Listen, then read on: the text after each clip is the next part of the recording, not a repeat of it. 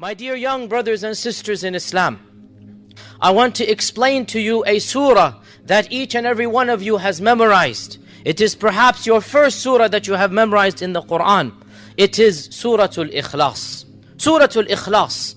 That short surah, that is a surah that perhaps your mother or father taught it to you, the very first surah.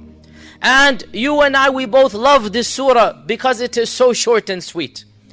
And our Prophet ﷺ, do you know what he said, even though it is one of the shortest surah in the Quran? And by Surah Al-Ikhlas, I mean, قُلْ هُوَ اللَّهُ أَحَدْ اللَّهُ الصَّمَدْ لَمْ يَلِدْ وَلَمْ يُولَدْ وَلَمْ يَكُنْ لَهُ كُفُوًا أَحَدْ. This is called Surah Al-Ikhlas. Our Prophet Muhammad ﷺ, do you know what he said about this surah? He said, I swear by Allah, this surah is equal to 1/3 of the Quran. إِنَّهَا لَتَعْدِلُ ثُلُثَ الْقُرْآنِ.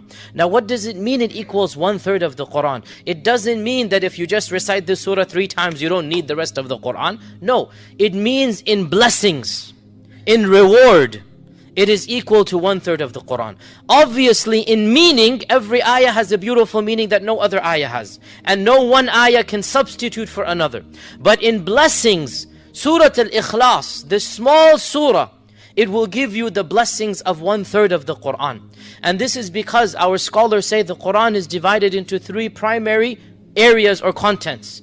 1/3 of the Quran deals with Allah and His names and attributes. Who is Allah? And that is summarized in Surah Al-Ikhlas. 1/3 of the Quran deals with the laws, the halal, the haram, eating and drinking, prayer, zakah, Ramadan. That's 1/3 of the Quran.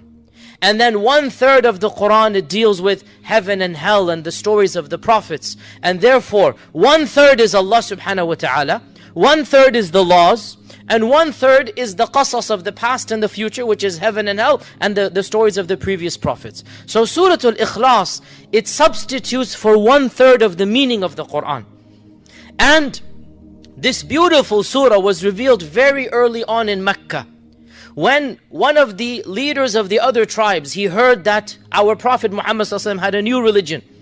And so he went to him and he said, "O Muhammad ﷺ, which God are you calling to? What is this new religion?" So our Prophet ﷺ said, "Allah." So this Bedouin, he didn't know any better. He said, "Describe this God to me.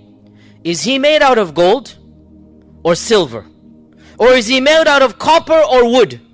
Which God is this?" Because these people, they worshipped, what did they worship? Idols. And these idols, they would carve them with their own hands. And they would make images.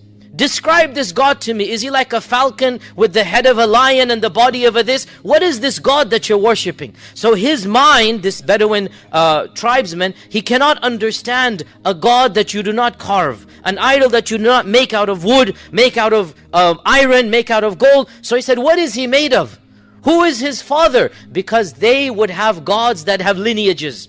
And if you study any mythical religion, the Romans, the ancient Greeks, the Hindu religions, they have a whole family of gods. This god married that god, they had this child. This is in their culture. So the man is saying, what is his nasab? Where is his lineage? Where does this God come from? So Allah subhanahu wa ta'ala revealed in response to this question, Surah Al-Ikhlas. He revealed Surah Al-Ikhlas. قُلْ هُوَ اللَّهُ أَحَدْ اللَّهُ الصَّمَدْ لَمْ يَلِدْ وَلَمْ يُولَدْ وَلَمْ يَكُنْ لَهُ كُفُوًا أَحَدْ.